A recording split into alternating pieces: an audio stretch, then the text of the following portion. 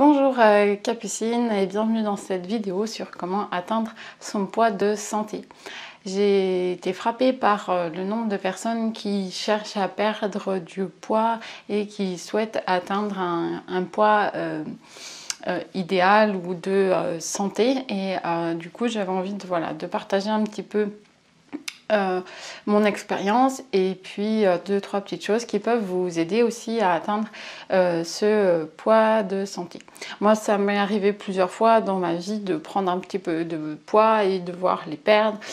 Ça m'est arrivé une fois quand j'ai quitté mes parents pour l'internat et donc j'ai pris un petit peu de poids à cette période-là. Et j'ai dû prendre, je sais plus, en fait j'ai arrêté de compter à partir d'un certain poids parce que je me suis dit oh là là, arrive à l'internat où il y avait plus de choses sucrées, plus de volume et puis voilà, donc là, et j'avais pris 5-6 kilos, peut-être 7, je sais pas, et je m'étais donné comme objectif en fait de les perdre en 5 ans parce que j'étais assez gourmande et puis j'avais pas envie de me mettre de pression par rapport à ça. Et puis à l'époque je faisais du sport à haut niveau et du coup je me suis dit qu'il n'y avait pas vraiment de problème au niveau volume de sport. Donc après c'était voilà, juste enlever les petites gaufres sucrées à 4 heures et puis des petites choses qui m'ont permis en quelques années de perdre un petit peu de poids. Et je pense qu'une des erreurs, c'est que les gens en fait ils veulent perdre rapidement et que ça se voit rapidement, et souvent en fait le poids il a été pris sur plusieurs années et il faut aussi accepter que ça prenne du temps et donc ça c'est la première chose. Et puis les gens ils sont prêts à faire des efforts sur une certaine période, mais en fait pour atteindre un poids de santé c'est qu'il faut changer ses habitudes de vie et d'alimentation et de les garder tout le temps en fait. Donc il faut être prêt à changer de vie si on veut garder un poids équilibré. Donc ça c'est la deuxième chose. Ensuite, moi voilà, mes variations de poids ça a été surtout aussi avec les grossesses où j'ai pris du poids puis après je les ai reperdus et du coup je me suis aussi pas mal intéressée à la physiologie, comment notre corps il fonctionne en fait et quel carburant il va utiliser pour fonctionner. Notre corps c'est comme une voiture hybride qui aurait deux carburants, électrique ou gasoil, et donc notre corps il va utiliser soit du gras soit du sucre, et en fonction de ce qu'on fait comme effort, on va consommer l'un ou l'autre.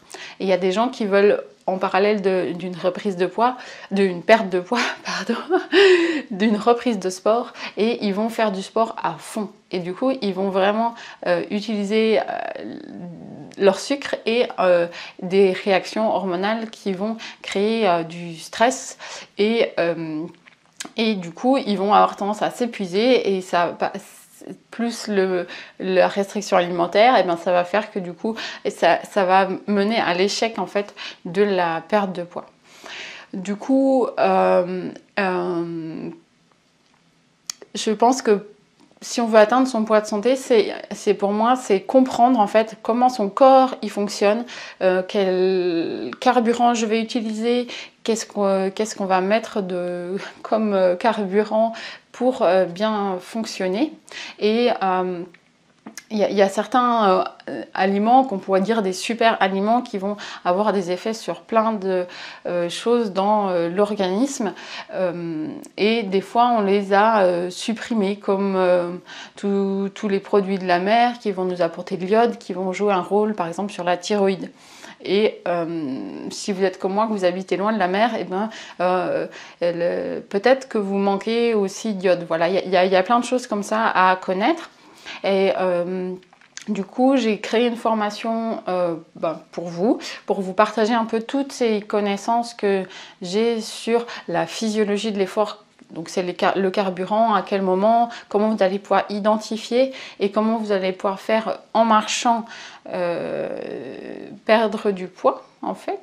Et puis comprendre ces super aliments qu'on a absolument besoin pour que notre corps fonctionne, la compréhension des choses qui vont aussi agresser le corps pour que vous puissiez décider de la marche à suivre pour vous et qu'est-ce qui est le plus juste pour vous. Donc cette formation elle a un tarif spécial jusqu'à samedi, donc vous pourrez retrouver dans le lien juste en dessous. Et donc je vous parlerai aussi des croyances qu'on a par rapport à l'alimentation sur le sucre, le gras, comprendre un petit peu comment ça fonctionne. Et aussi c'est comment se mettre un objectif. Pour moi l'idée c'est pas de vous donner un plan pour de suivre, vous allez faire comme ci comme ça. Chaque personne est unique et a besoin d'adapter à sa vie, à ses contraintes.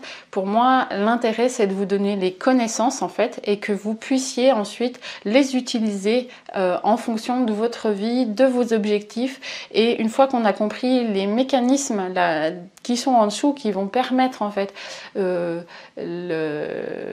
une fois que vous avez compris comment fonctionne tout ça dans le corps, et bien vous pourrez aussi être plus indépendant. Donc moi, dans mes formations, l'idée, c'est de vous rendre aussi indépendant et que vous ayez plus besoin de moi. Voilà, c'est pas un régime, c'est juste des connaissances qui vont vous aider dans la compréhension des mécanismes du corps humain.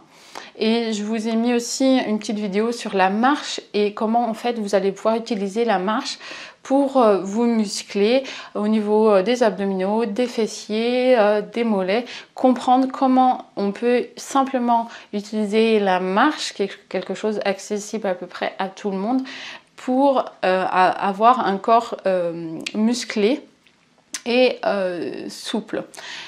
Il y a aussi une chose, je ne sais pas si vous avez déjà fait des séances d'ostéopathie, mais des fois il y a des gens en fait ils se sentent gros, mais en fait ils sont pas toujours gros, souvent ils sont raides en fait et ils ont des difficultés pour bouger en fait, et c'est cette raideur qui donne l'impression qu'ils sont lourds. Si vous avez déjà fait des séances d'ostéopathie, peut-être que moi ça m'est déjà arrivé, après des séances d'ostéopathie je me sentais légère, j'avais l'impression d'avoir perdu 5 kilos. Et le fait d'être souple et d'avoir des articulations confortable, de pouvoir vous lever rapidement, de grimper une volée d'escalier, et ben on a aussi ce sentiment de légèreté, mais qui n'est pas toujours lié au poids, qui est lié aussi aux raideurs qu'on a dans son corps. Et donc voilà, en travaillant sur la marche, l'idée c'est aussi d'assouplir des choses dans votre corps pour vous sentir plus léger. Et donc il n'y a pas de variation sur la balance, mais il y a des variations sur la sensation à l'intérieur de votre corps.